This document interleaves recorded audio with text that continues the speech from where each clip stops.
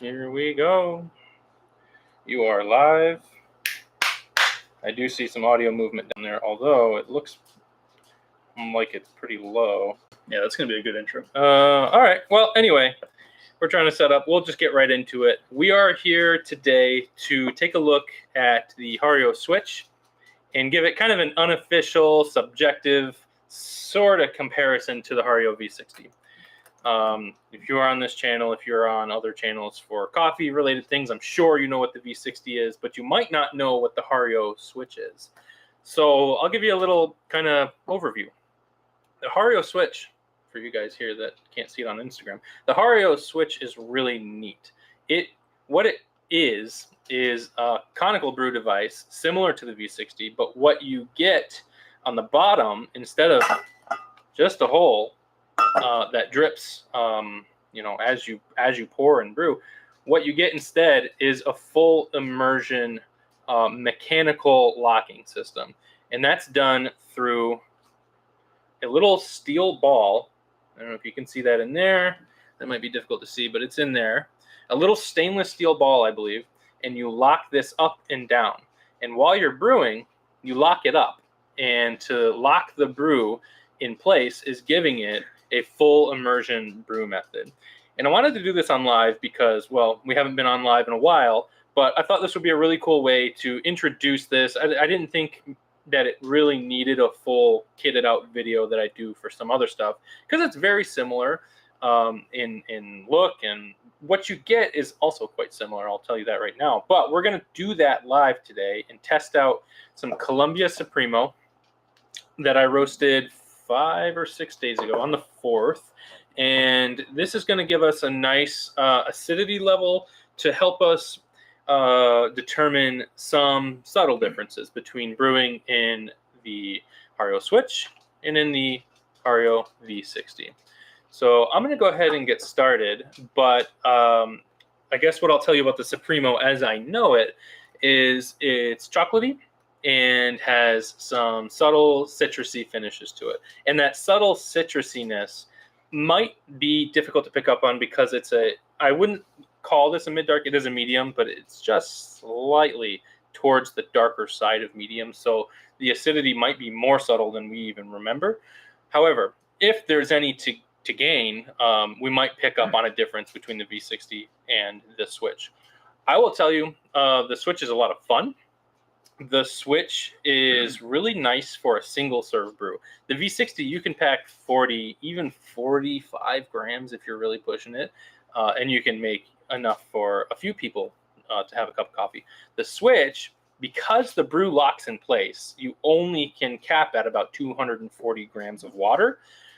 So you really only get about a cup of coffee, right? Okay. Is that about 8 ounces or so? I haven't tried it. Something like that. Anyway, it's real small. Their cup on Kalita says 200. So somewhere like 2.5-ish cups of small. 226. Yeah, 8 ounces. Is 8 ounces. So like 2 small cups of coffee. The Switch is a lot of fun. It's a similar brew time, similar a lot of things. So we're just going to get into it. I'm going to go get grinding, and I'll be right back in a moment. This is going to be good. I think it's going to be fun. So stick around. I'll be right back. All right. So 20 gram. We're going to do 20 gram brews because that's what the Switch does, and we'll keep everything else the same. We should start with the V60. Okay, let's do that. That's a good idea. V60, 20 grams. I'm grinding on the fellow Ode.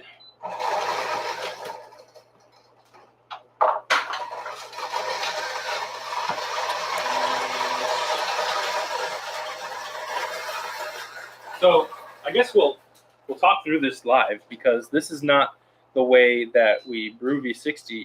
The manual for the Switch tells you should be brewing it at a 1:12 ratio, 20 grams of water or coffee to 240 grams of water, which is very strong if you did it on the V60.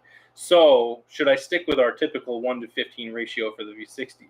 Yeah, I think, dude. Comparatively, I think that makes 1 sense. to 15, what you would normally taste here, and then see if what they suggest over here. And because it just occurred to me that we brew stronger ratio there. Yeah, partly because it's less coffee in the first place, and also I don't know. I haven't yet figured out why it needs more.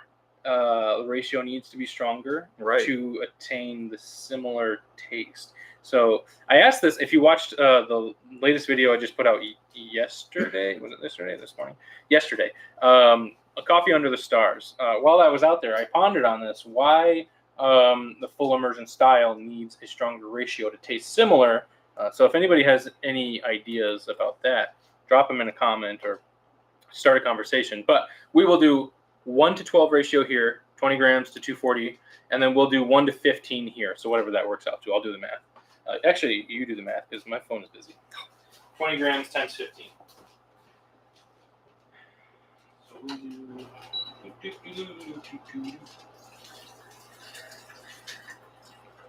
240, so we'll do 280. 300? Okay. 280 and burn 40. And we're going to brew this at 210 degrees like I have been for a long time. All right. And a little background on my use with the Switch. I have had this Switch for roughly 3 or 4 months now. I've been really enjoying it. It's been really nice when it's just for me, because that's a perfect amount of coffee for me. I really don't drink a whole lot more than that in a morning. And it's a nice, simple way to brew. And just, I mean, it's not more simple than the V60, of course, because there's an actual mechanical part there involved. But I like it a lot. I've been having a lot of fun with it, and it has made me great coffee every time I've used it.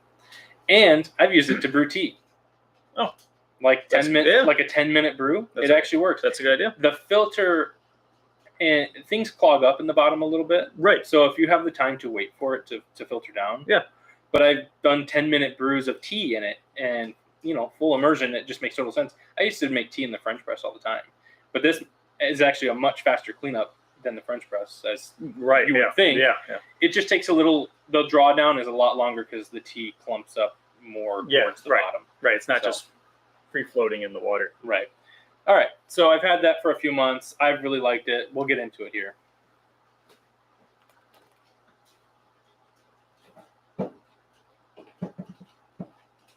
And then, should I just bring it up there and brew it right there? Yeah. I'll brew right in front of you here. And scoot some things down. Or start with this one. Oh, yeah. V60. Oh, yeah, V60. I need to add more water. Or we could start with... You want to start with the Switch? Yeah, that's fine. Let's start with the Switch. I did the water for the Switch. So let's start with the Switch.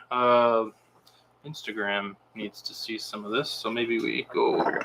I'll just... Here, you move that, switch those places, and I'll come brew next to you. So 208 degrees is ready. So what we're going to do first is...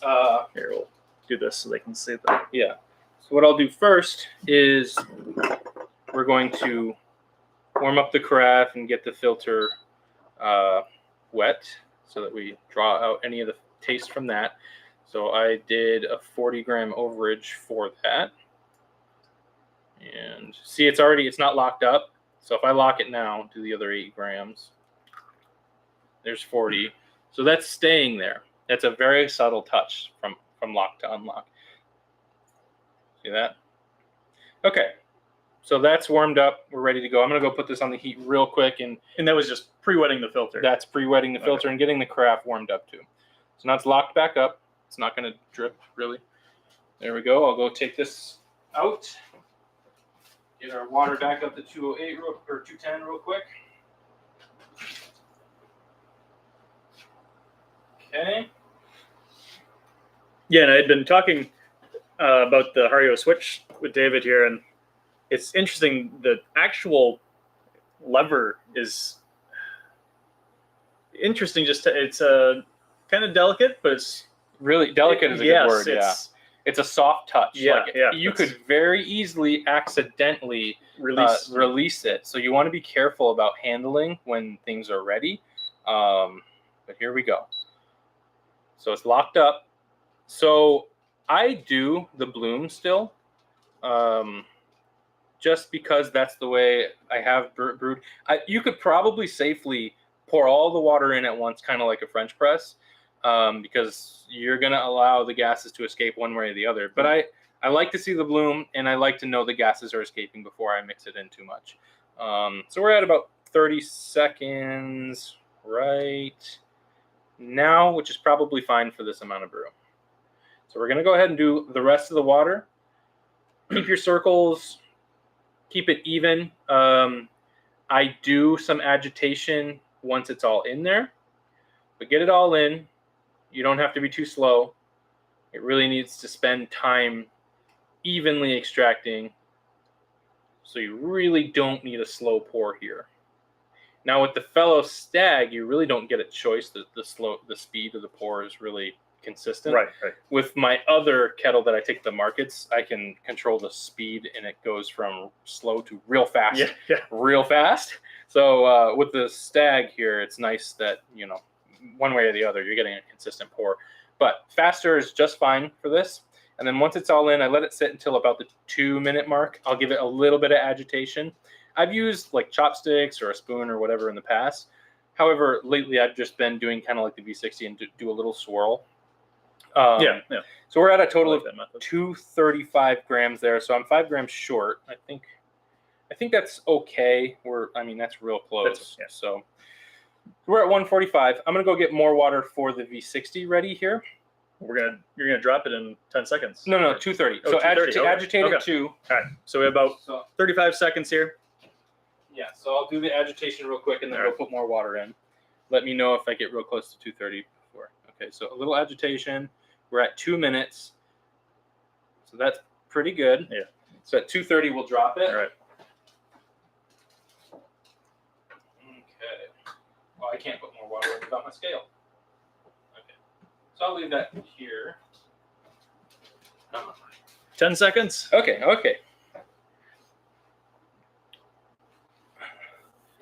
And you get a real satisfying release here with the lever at 230. Drop it.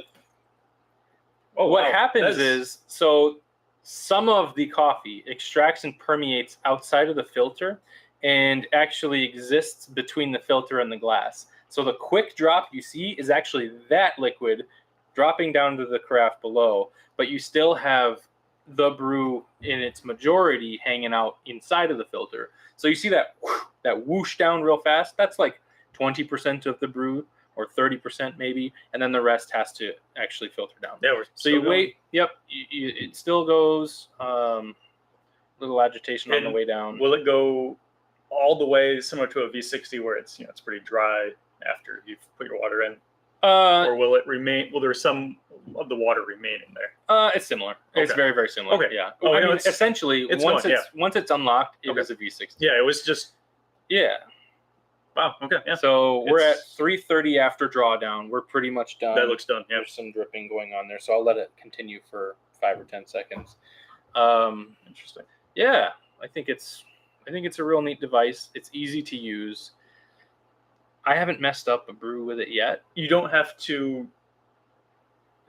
Basically, you get your water in there, and go step aside for a minute, or was that how long did you brew? It's the same. It really like 230 total. So it's basically just get it in there, then step aside, come back, release the lever. Yeah. So that's pretty much it. I'm gonna lock it back up to take it off so it stops dripping and I can walk away with it. There's maybe 1 or 2 hanging on there, but that's it. So there we go. Looks like a good brew. Medium, not too light looking. And we'll give that a test. I'm gonna take my scale back over there. I'll get the water started for the next one. All right, I'll pour these out. Yeah, go ahead and do that. Get that rinsed out real quick. Okay. So you said 300, right? For the V60? Was that what? 300 was the multiplier for 50? Yeah. Okay, yeah. So I'll do 340 and burn with 40 again. Okay. Get that on. We'll do another 20 grams of coffee here.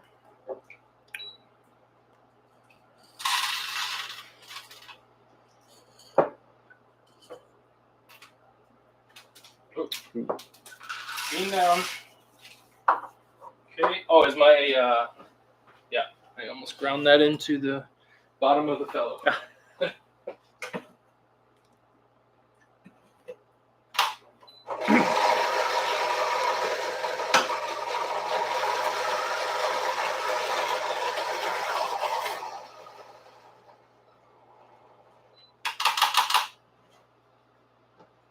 Okay. So we have more for when we are ready to start the V60, but we'll go ahead and start with the switch and see how this tastes. And we both have had Columbia a number of times. This Supremo. You mentioned this was a little darker roasted. It should be slightly, very slightly. Okay. Like I wouldn't put mid dark on the bag, but it's probably just a touch darker than the typical mediums I produce for this. And you can taste a little bit of roastiness. Yeah, yeah. But the chocolatey, almost right away, sets in. Mm-hmm. Yeah, that's pretty good. I'm getting, at first it was more that little roasty flavor, some chocolate, and now I'm getting that floral citrus kind of thing. Yeah, this is as it cools down a little bit. It's got some range to it. There's like a body to it. There's some impact in the taste. And I think this resembles nicely what I've been trying to explain about how the full immersion process, especially in the Switch, is a little bit just more oomphed up. You know what I mean? Okay, I was forgetting we even brewed on the Switch because I was just like, wait, what changed? But I'm like, right. Now remember though, this is a 1 to 12. So imagine we do a 1 to 12 on the V60, what that would taste like. Pretty concentrated. Yeah, like overpowering. And this doesn't seem overpowered. No, this tastes like a 1 to 15. But the body of it seems just like it's had something. Yeah, there's something. It. It's something. I do think it has something to do with the full immersion style. There's like different aspects of the coffee flavor that have been like bumped up a little bit. Yeah. And it's all in a good way. So let's hold on to this. I'm going to get the brew started for the V60. And then we can try to compare. Now going with like back onto the Kalita Wave, that can sweeten up coffees. I have in the past, it does. I have in the past gotten a more clarity forward, sweeter brew out of the Kalita. But I also experiment with I broke my Kalita Wave. I need a new one, but I used to experiment more often with the Kalita to see what I can do with it. And especially for acidic coffees that have a broad flavor range, it was a really fun device to play with like that. All right, cut the timer. We're down to 0, so we're going to burn 40.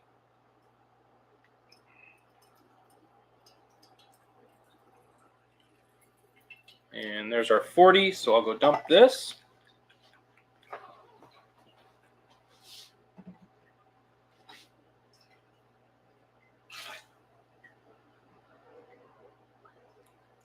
Okay. And we'll see how the V60 does, but this feels like it's brought out more creaminess to the body. The body does feel a little bit more thick. It's very it's you almost like it's like comparable to like Jamaica or different ones like we've had that way where they're like but in its own way. It's not right. I was going to ask you if you got like just a hint of sweetness that's like even outside of the chocolate range, because I'm tasting almost like a faux vanilla, very subtle type of sweetness. Maybe it's something different. Maybe vanilla is not the right word. Is it almost like a citrus? I'm not really picking out citrus. I think it needs to be roasted a little bit lighter to pull that back out. But we'll go ahead and get the brew started here. There's a hint of something that's on the sweeter side, right? Right. Like maybe it is part of the chocolate profile. Right. It's like this chocolate. I almost want to say it's somewhere in the, maybe not necessarily orange, but what's tangerine? Very, very subtle, but also like mixed with something else. Yeah. Or nectarine. I'm not sure what. Almost like a. Like it's weird to say this, but like a vanilla cream soda. Yeah. You know that. Okay. You know what I mean? Yeah. It's not the full sweetness and sugariness, but it's that. Okay. The acidity, or yeah. There's a lot going on there. So we're at 48 seconds. I'm going to go ahead and begin. That crispness. Yeah. Is. Okay. So just normal concentric circles. It's nice and slow is often better for the V60. Pulling out the extraction for 20 grams. Usually I like to go 30 and above for the V60, but plenty of people can nail a 20-gram brew on the V60. It just takes a little more finesse in my experience, a little more patience. So we're at 240 grams in. I'm going to stop for a moment, give it a little agitation. We're at 1:30. And trying to always make sure that bed is relatively similar height throughout the brew until you've poured everything you've got to give. Oops. Just a little bit more agitation. Let it go. It looks like we're going to hit we'll probably get to the 230 mark. So very similar brew length in its entirety. Now, I think we went to 330 after the drawdown was done. Sure. So we'll see about that.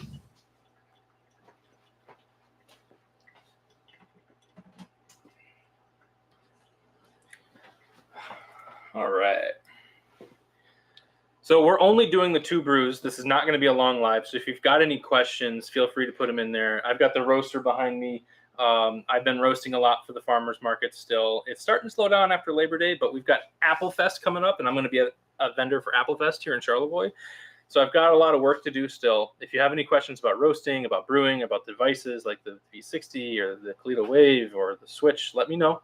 We can talk about it. We're not going to be here for too much longer, but we are going to compare these brews. Okay, so don't forget what's what. Did you already drink all yours? Yeah, Monster. It was pretty good. All right. So we're at about 2. Yeah, I'll let it go until 3. I would say that's done. 3 minutes. Oh, look at that. You push on the table and the weight changes. So maybe we weren't too far off anyway. Okay. So that's a good scale. I'll take this out and bring it back.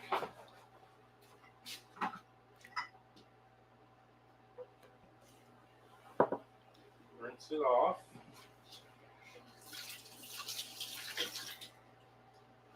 Okay. So, very similar brew method, just a little bit more finesse with the V60 actually. There's actually a little more involvement during the process. So I would argue that the Switch is actually an easier device to brew with. Right, maybe less room for error. Yeah. Just because the V60, you have to be constantly pouring correctly the entire time, where the Switch, eventually it will fill up enough that your pouring shouldn't have an impact. Correct. Yeah, so our ratios here, the Hario Switch, as the manual states, I followed it to how the instructions from Hario give, and it's a 1:12 ratio, 20 grams of coffee to 240 grams of water. So that's what we did for the Switch. And then the V60, I have normalized and standardized my brewing for the V60 at 1:15 for tasting. And in my opinion, in the past, I've been able to maintain a very similar taste profile between the two for tasting purposes. I don't use the Switch for official tasting for my bags or anything, but I do like to use it a lot. So 1:12 versus 1:15. And in my opinion, I would think that if we brewed at a 1:12 on the V60, we would get a much stronger brew than we'd even want. Right. So let's taste.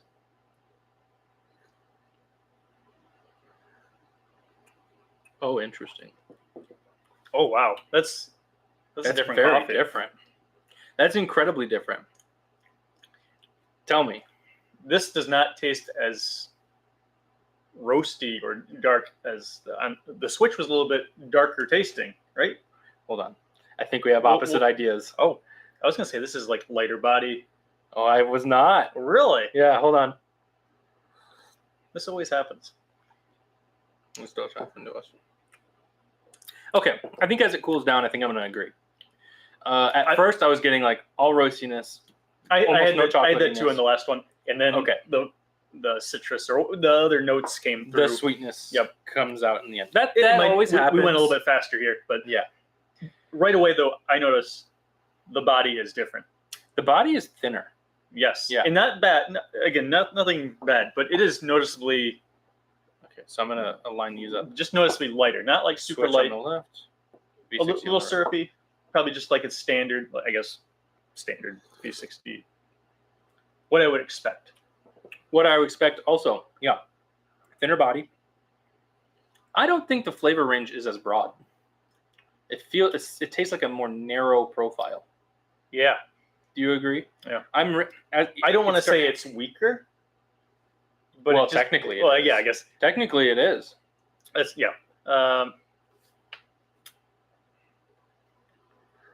just more what I would expect. Just your. I'm gonna lay it out there. I think the Switch is a better brewer. I like the Switch tastes much better. The sweetness they're both there. Good. I guess they're both depends good. what you're in the mood for. If you just want, but this is a much bigger difference than I expected by far. Yeah, it tastes like a different coffee. It really does. Yeah. I'm still holding. I think there's more roasty taste notes. I think what that result of that is perhaps a higher extraction out of the V60. For some weird reason, I'm getting more bitterness, really, and more roasty bitterness out of the V60. Huh. So I don't know if there's just naturally more extraction out of the V60 than the Switch, but I'm getting more clarity, thicker body, but more sweetness out of the Switch. I would say on the Switch, definitely more that like sweetness or something going on. It was just more concentrated in a way.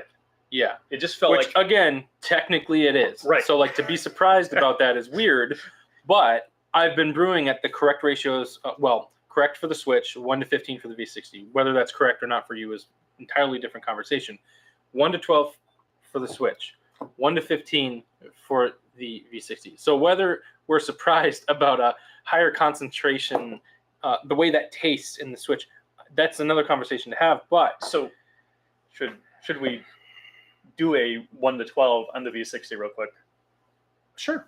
Yeah. Just to see if, because again, I'm noticing like the body definitely different.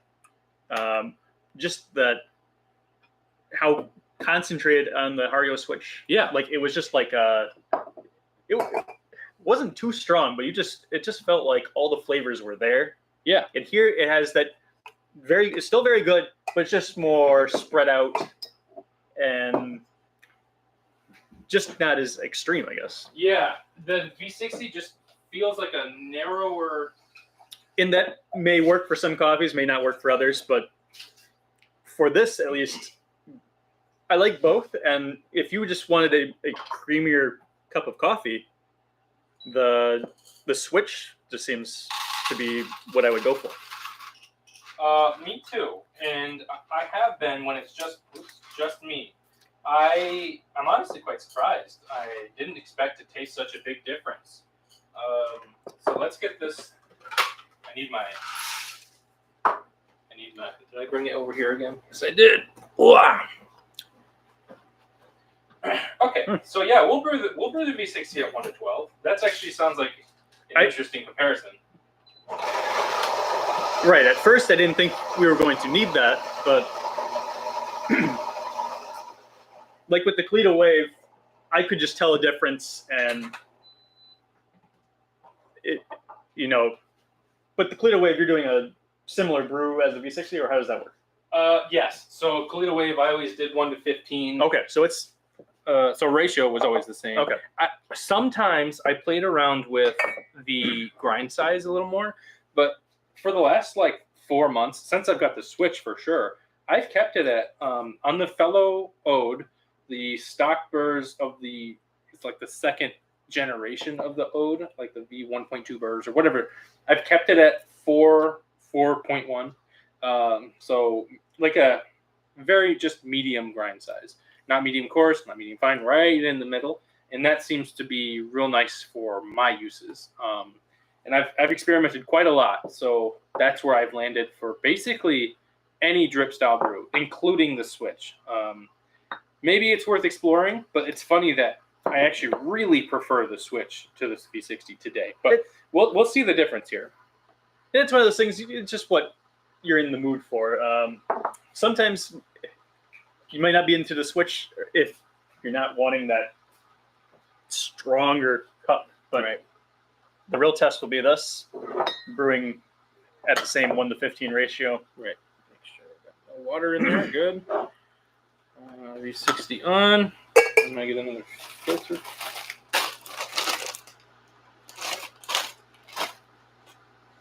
And again, so now we're down to a 1:12 ratio on the V60. Oh, 1 And 12. yeah, 1:12, 20 grams to 240. We're gonna burn 40 grams for the filter. Yep. And we're gonna check this out and see if the difference is not as big as I thought it would be.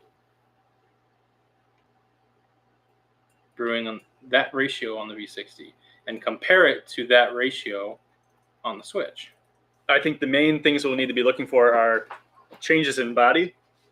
Definitely. That's the biggest one. Yeah, and definitely. then just overall strength of the coffee, the flavor profile coming through.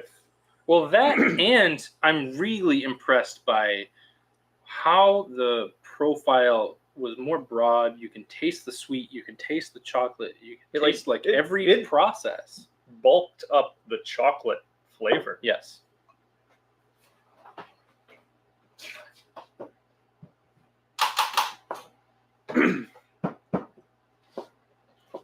Okay.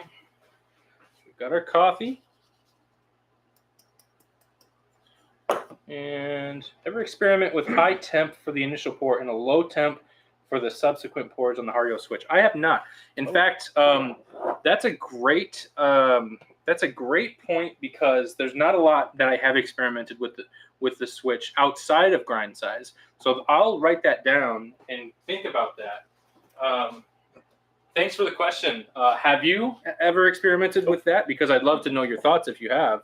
If you were going to ask me. What would that be? So he's talking about using like say 210 for the bloom, Okay. and then like 200, 204 for the rest of the pours. Interesting. Okay, here we go. So we're at 210. We're at a 1:12 ratio for the V60, and we are going to bloom about 40 grams for the bloom here. There we go. Yeah, that's an interesting thought because what that would imply is controlling and lowering your extraction through the rest of the process. So high extraction for the bloom, yielding, I would assume a more sour output from whatever would happen at the beginning, and then controlling the bitterness at the end with a lower temperature, thus lowering your extraction rate. So that could be interesting, especially for lighter, more acidic coffees. Yeah.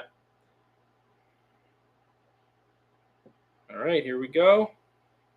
So this should be a faster brew here with what is it, 240 grams instead of 300.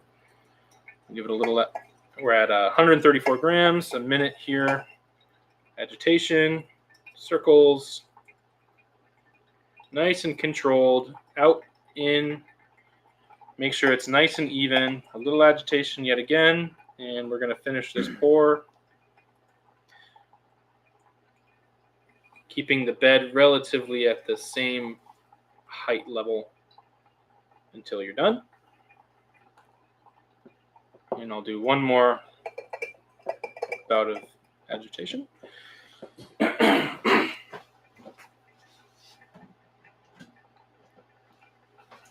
I'm very curious how this is going to turn out. All right, I'm going to remind myself how the Switch tasted. Yeah, creamier body for sure.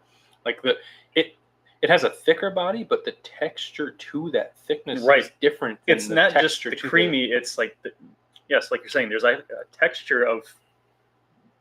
Yeah. Is it the bitterness, acidity? What's? Well, no, adding, I think it's just the negative mouthfeel. Right. It's just something is like really less like water, more like something, more substance to it. Right. Yeah.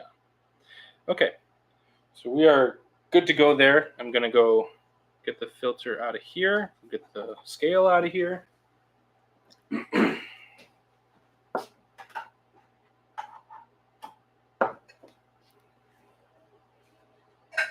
it a rinse.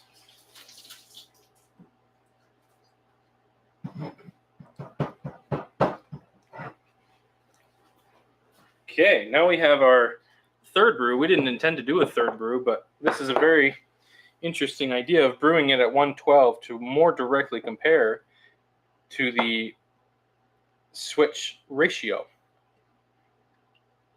So V60 now, 1 to 12. Okay, he says here, while that's cooling down a little bit. Yeah, we'll give it. He says, I have, and although it's maybe too much of a fuss, the brew is usually incredible. Valve is open on the initial pour, and then the valve is closed for the cooler water for an immersion brew on the end. Interesting. So you let it drip through the bloom, and I assume do you toss that at the end, or do you keep that as part of the brew? Because that's, I imagine, sour, sweet, bitter, how the brew process goes in thirds.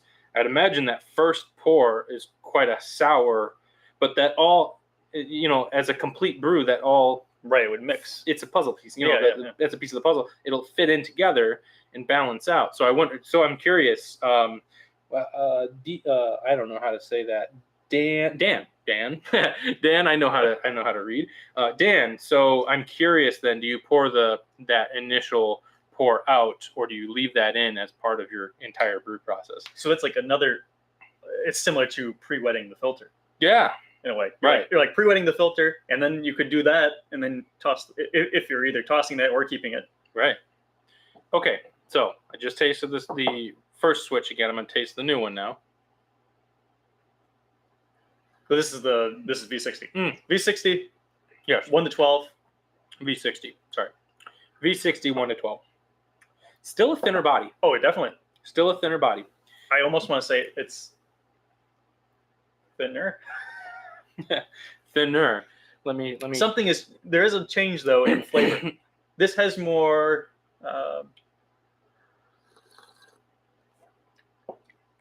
It's a little stronger. Less roasty tasting. A little less bitterness that I was getting in the first V60 brew. Which it's stronger, like right? Roasty. It is stronger. The concentration is stronger. But I'm getting more of that. Not as intense, but it's a watered down variation of that larger, bulkier chocolatiness. It's like partially there, but the V60 method is altering it. Yeah. For some reason, the Switch brew the original Switch brew was able to pull out even hints of citrus that I didn't think was going to be there. And the V60, I think, has missed it both times. It is very, very subtle, I think, on the V60. Okay. Like, it's at the end, but it doesn't, like, really connect to your brain. Like, it's just not very obvious, I guess. Like, it's... Still has the chocolate in it. It blends. It starts to really blend and kind of fade away. You know what's funny is I could totally drink a 1 to 12 on the V60 normally. But yeah, this doesn't seem anything that... It doesn't seem overbearing. I don't know if it's just this kind, or... I don't think so. This Columbia Supremo is a great all-arounder. Yeah. And if there was going to be a coffee that could be too powerful, I would think this would be in that category. I don't know if we could get that. I mean, 1 to 8, 1 to 5? I don't know. Before it gets... let's see. It's very, like, smooth. Okay, Dan, so he keeps it in with the brew combined with the whole extraction. That makes a lot of sense to me. But I guess it's worth experimenting with splitting the brews. On that note, Dan, have you seen I think it's the Onyx Coffee video of them? They brew, they do the, what is it? Was it V60 or Cleta? They do a pour over. And what they do ultimately is they do it in 3 sections. They split the same brew up, but into thirds. They just take it and put it in different carafes. So that you can taste all 3 different extraction processes and taste, okay, this one tastes really sour, this one tastes really sweet, this one tastes really bitter. All together, they make what is the coffee we drink every day, or the type of coffee. It's just amazing to me how the process and the taste differs with like the way the compounds extract through the process. So it's so variable sometimes. Yep. Now, as this has cooled down some, I'm getting a little bit more citrus. You are kind of at the end there, but it's nowhere.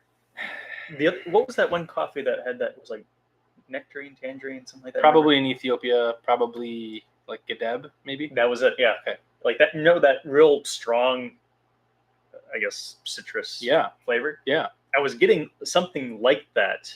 Me too. Not as much, but it was on that level for I guess for this Columbia. Yeah. But it was like that real high note of citrus was coming through. Yeah. Whatever was there for this coffee to give, the Switch got it all. Yeah. And for whatever reason, maybe it's technique, maybe it's me, but both V60 brews, if they're citrus, it's so subtle. So subtle. Right.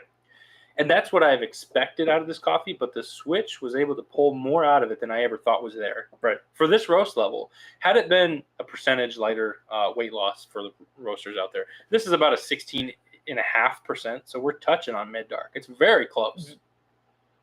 I was wondering, should you roast lighter for the Switch if you wanted?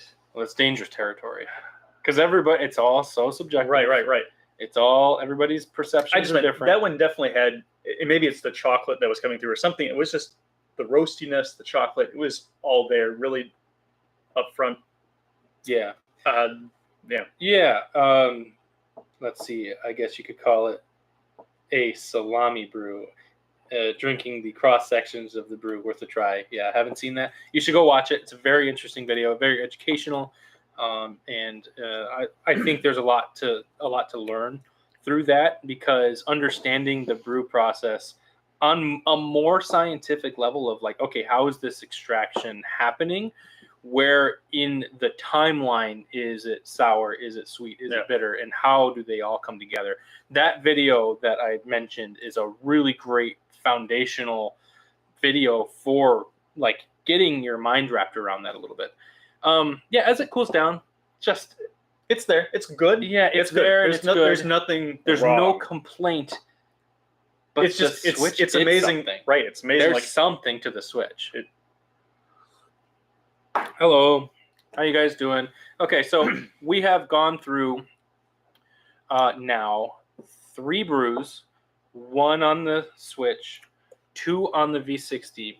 If you're just coming in now, we're probably going to wrap this up, so I apologize. But what we've been able to establish is, what is the Switch? The Switch, an amazing little device for a full immersion brew method using a filter, such that you don't get the texture like a French press or any other full extraction, full immersion brew would give you. Still, it does leave a thicker bodied cup, as to be expected with a full immersion, but there's not a lot of full immersion devices out there that use a V60 filter. So it's really a cool device. Now, you might be, thinking in your head, what about the Clever Dripper? Yes, the Clever Dripper is popular. I know some people who use it. I have no personal experience with the Clever Dripper. And in fact, when I was deciding to buy this, I was trying to decide, should I get the Clever Dripper or should I get the Hario Switch? And I thought it would be more interesting to get some information out there into the world, because honestly, I think the Clever Dripper is a more popular device in this category than the Hario Switch. It took me a long time to even realize that Hario had made something like this. I don't think they advertise it very much. So I think it's a really cool device that competes with the Clever Dripper And I honestly would probably gravitate more towards it for just brewing for me more often than the Switch or than the V60. Certainly more than the Chemex, because it's easier to handle. I would like to try some lighter body stuff. Oh, I'll be right back. Go ahead. Yeah, but yeah, I'd like to. So there's the Columbia we just had. I would like to try, some like floral, sweeter, like an Ethiopia, something like that, with the Switch, just to see how that would handle it. Just from I think my first time really using the Switch. So, and with the Kalita Wave, I noticed that it would make a cup of coffee lighter, sweeter, kind of that type of characteristics. And so this is almost the opposite, where the Kalita is making, to me, again, lighter, sweeter. This is giving it more body. Oh, body. So, yeah. I think that'll be something we'll have to try in a future video. Thanks so much. Until next time. Thanks. More coffee. More coffee. I got my decaf. Oh, okay. Sorry about that. One of my favorite people in the world, the UPS man, just stopped by. He just dropped off the decaf. Oh, I got more of the Brazilian decaf that we just tried the other night. Anyway, so like I was saying, trying a lighter, maybe more floral or sweeter, like an Ethiopia, or even some of those like tea-like ones. I wonder what would happen in the Switch. Yeah, so I've definitely had experience now with some lighter coffees in the Switch, and I honestly have felt like that it extracts lighter coffees with more ease. I'm fighting with it less to get what I want out of it. Like those are like, especially the floral ones for me personally, are just ones that I can drink, but they can be a little bit too flowery or something. And so it's usually that too light of a body where it's just like, I just don't get much out of it. Right. And so if it was to add some sort of body to it, like, would that make it better for me? Honestly, for the preferences that I think I know about you, I do think the Switch is the coffee, the brewer that makes that that cup that you like more. Right. So it's very interesting. And yes, Dan says the Switch is more pricey but more versatile. Versatility is an interesting conversation. Versatility would suggest that it can do more things, right? And I don't think that's necessarily the case, that it can do. How you do have the option of extending your brew time for as long as you want. So I suppose, right, yeah, if you want to argue versatility, you that's an argument you can make. However, it's just full immersion brew with a filter. Yep, that's it. What is the Switch? I can't remember, Dan. I don't know if you have the prices up in front of you, but I feel I could pull it up. I feel like it was like $40-something for the Switch. That's not that bad. Switch. I mean, I went with the stainless steel Hario Switch thing. Was like, look at that, $28. Okay, so it's they're. Oh wait, that's a V60. Oh yeah, look at it. No, hold on. Hario Switch. See, I Google Hario Switch and I get V60 results. That's how popular the Hario Switch is not. So here's the HarioUSA.com. They say $44.50 on their website. Free delivery over $50. Okay, so $44 for solid, almost twice as much. Right. Yeah. So it's interesting. It's an interesting conversation to have. Versatility, sure. Maybe it's a little more versatile. I personally wouldn't use it in multiple different ways outside of the tea brewing, which I thought I've made some excellent teas in this thing. But anyway, versatility, sure. Maybe a little more versatile. But what it's offering in a bigger, broader, more textured profile is so interesting. Yeah, I don't see too many. It's just another alternative way to brew your coffee and experiment with bringing out different taste notes. Yeah. And there's no like downside. I'm not like, oh, I wouldn't go for this. No, I do think that perhaps there's more opportunity to over extract. Yeah. Let's say you get distracted and you forget that it's going for like a couple more minutes. Yeah. Your brew could be totally bitter by that point. again, Whereas if this finished, you could walk away and you still have a great brew. There was definitely a difference in roastiness. Oh, for sure. So I wouldn't want to go any darker than like that mid. But for our mid dark. yeah, Right. I mean, if you wanted the dark, like it would be really dark. Oh yeah, Canada more closer to, so is that $60 Canadian? Because that would make sense conversion wise. Sure. Yeah, that would make sense. So it's like 20 V60s. You can get a cheap V60 on Amazon for less than $20. Yeah. I think the red plastic one that I have is like $10. So certainly more accessible the V60 is. And you want to talk about accessibility. I mean, they both use the same filters, but Cutler's in Petoskey here, 15 minutes north of where I am, they have V60s and V60 filters and Chemexes, and they have the more it's just not as popular brands. Yeah. Whereas, like, actually, did you know that Walmart started carrying AeroPress? Oh. They made a big deal, and now there's the normal, regular size, regular AeroPresses in Walmart now. Very, very cool to see more coffee that's accessible.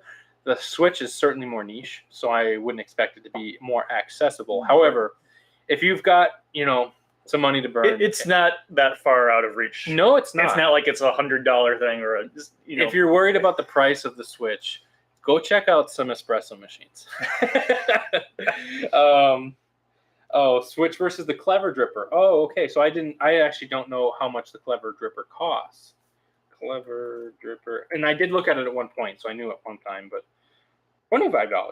$25. So that is interesting that the Switch comes out. Can you bring up the Clever Dripper? How's that? Let's go to the Amazon page here. The Clever Dripper. Oh, well. Is this one that has like multiple holes on the bottom, or? I do believe it. Let me see. So, wow, that's hard to look at. So it looks like it brews around the center column here. Okay. So then just multiple streams that can. It looks like that is the case. The Cleto Wave though had individual holes. 3 individual holes. Yeah. Okay. And in this case, you brew around the stainless steel ball. So the same idea as this, but maybe more. But it looks like this locks differently. Yeah. It's a different locking mechanism. So this is the Switch is closer to the V60 in a way. In a way, but I think it's very close. Very close. Right. Yeah. So interestingly, on Amazon, I'm not going to tell you. It says 22% off, $38.95. But the list price, it does say it was $50 even for the clear one. Now they have others I didn't know about. That looks interesting. They must all be on sale.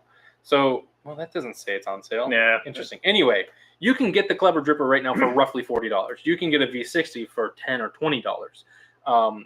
Now, if that's an issue for you, V60 all the way, accessibility is great. However, comparing the two, I am really, really impressed with the Switch. Just downright, I would prefer the Switch brew. Yeah, it makes me want to try more coffees on it just to see what can it do. Yeah, seriously.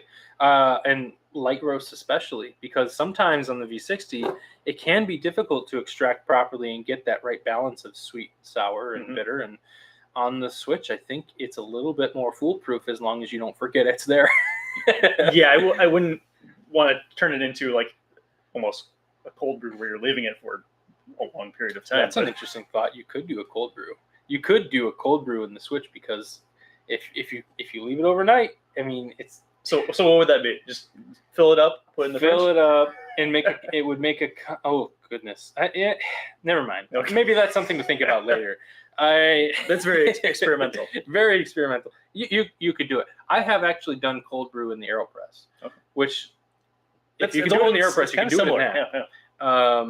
Yeah. 1-to-4 ratio with coffee to water, and then what you get is very little concentration, but then you increase it by 3 parts water to 1 part concentrate after the fact. So you could technically make like a small cup of cold brew, I think, out of this. Yeah. Because the AeroPress is only about like 220 grams capacity. So you're talking about a very similar thing. Oh yeah. So I think you could make a small cup of cold brew on the Switch. I think that's an interesting thing to try. Oh, Melita filters. It did look like a more flatter bottom to it. So that's interesting too.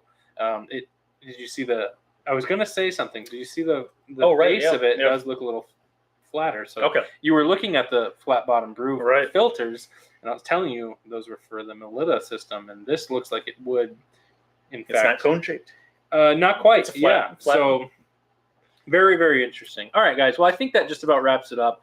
I hope you enjoyed. I'm going to try and produce some more videos a little more frequently, and both my kids are in school now, so I can do lives a little bit more frequently. I'll be doing roasting lives, and I'll be doing brew lives. And if you got ideas for other videos you want to see from me, drop it in a comment below or send me a message, and let's have a conversation. What do you want to see?